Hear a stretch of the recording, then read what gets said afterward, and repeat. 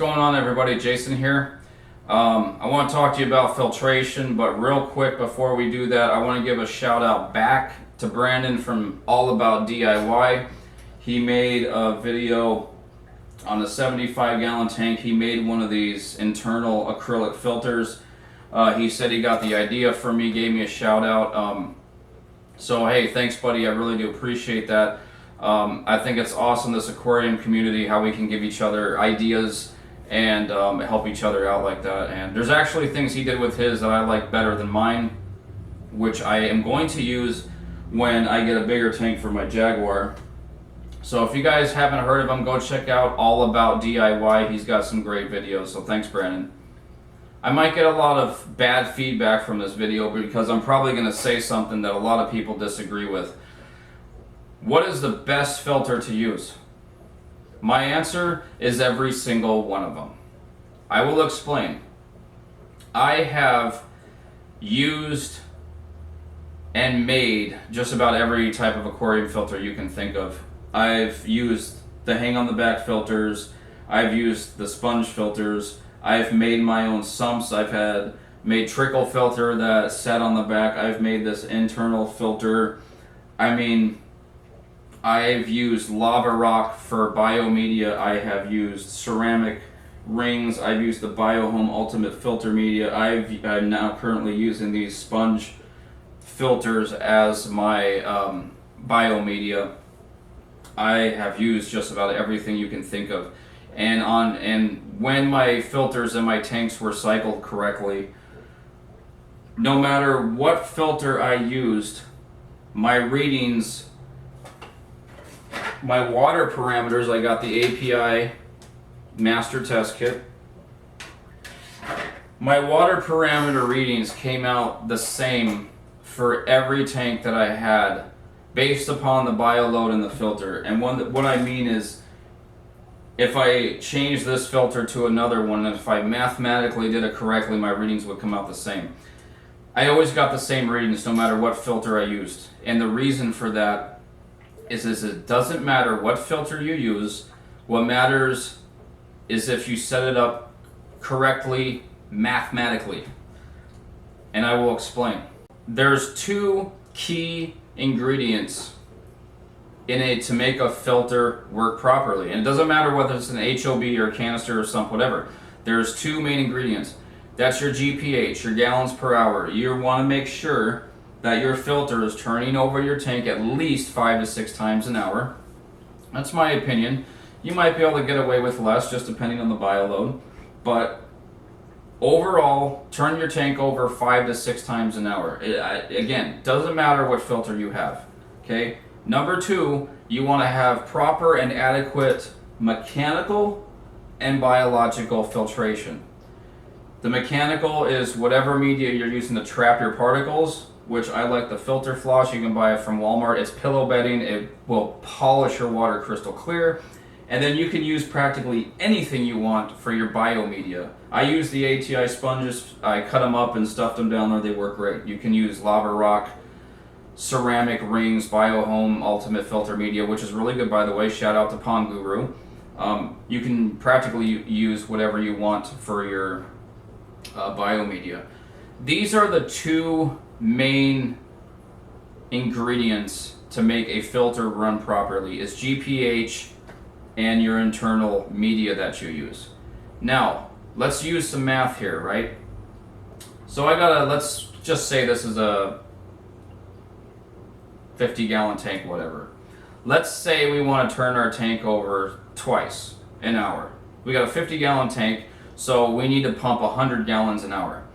Well, you can go buy a canister filter that will filter 100 gallons an hour, or you could have maybe 2 cheaper hang on the back filters, and each one of them does 50 gallons an hour, and between the both of them they're going to do 100 gallons an hour. As long as each one of those filters, whether it's the canister or the hang on the back, whether they are set up properly, they're both going to do the exact same filtration. I don't care if a canister filter can hold more biological media, as long as you have a reasonable amount I've owned the Sun filter and had that thing probably had 2 or 3 gallons of lava rock in there, and it did not biologically filter my tanks any better. The sumps that I've had a couple of sit on the back sumps full of lava rock. Those worked the exact same way. So what I'm trying to tell you is, when people say, or if you're a beginner and you're asking, I'm setting up a tank, what's the best filter? It doesn't matter. They all work. The filter, really, what matters is how you set it up. It's up to you whether you're going to make that filter work correctly. Look, I know some of you guys are going to say, well, not every filter works because I bought one and this broke and this. Well, yeah, I mean, sometimes you may buy a cheap filter or whatever and the parts break, the impeller doesn't work. Obviously, you may have mechanical issues with the filter you buy. That's not what I'm talking about. It's more about the water flow, the filtration type. I'm not really talking about the filter breaking. If the filter can't even pump water, then obviously it's junk. I mean more of the different styles of filter that you can buy. Just make sure you get the adequate GPH and that you set your filter up with proper mechanical biological filtration. And though you do those two things, it won't matter what filters you use. It doesn't matter. It really doesn't. After all the filters that I have bought and made and used and tested and this and that, this is my favorite one because for me personally, this is the least maintenance. This is even less maintenance than having just the sponge filters that I had in here. I had 2 big sponge filters in here. This is even less maintenance than that. Why? Because I get to take advantage of the biological properties of the sponge filters that I'm still using, and I get to put filter floss on top. So these sponges aren't getting clogged up. I don't have to squeeze those out. I probably won't have to clean those sponges for 6 months. Now, with this filter, I do a gravel vac, I take out the filter floss, I chuck it, put a new filter floss, I'm done. It is the least maintenance I've ever done in a filter, and that was my ultimate goal.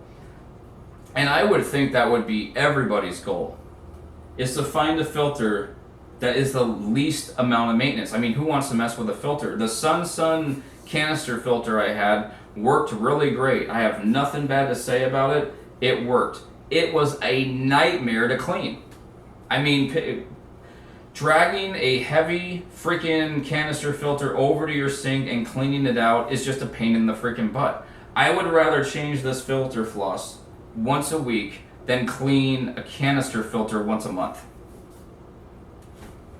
Canister filters are a nightmare to clean. I hate them. So I guess that's all there's a lot of other factors that, bio load. I have 1 fish in here now, and my readings have dropped because of that. I just tested my water yesterday.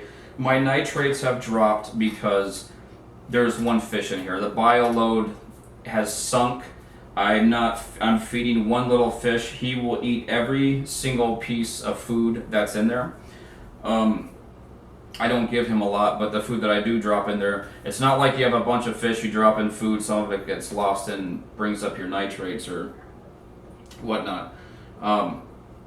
So there's other factors involved, but there's 100,000 videos on YouTube on what is the best aquarium filter. There's this new filter, which is the best one, this and that. They all work. And if set up properly, they will all work equally as good. But again, it comes down to math. You got to match your GPH, and you got to make sure you have adequate mechanical and biofiltration. So if you're looking for a filter on your tank, don't rack your brain trying to figure out what is the best filter. Try to figure out a filter that was going to give you everything you want, and that's adequate GPH, somewhere where you can set up mechanical biological filtration, and something that's not going to be a lot of maintenance. If you get those 3 things, you are basically going to have the perfect filter. Plain and simple. Alright, that's it. I hope I made my point. I hope I didn't confuse everybody. If you set up a filter properly, every single one of them will work just fine, is what it comes down to. One really isn't better than the other. Alright guys, that's the video. Thanks for watching. Click the subscribe. You guys take care out there. Have a great day.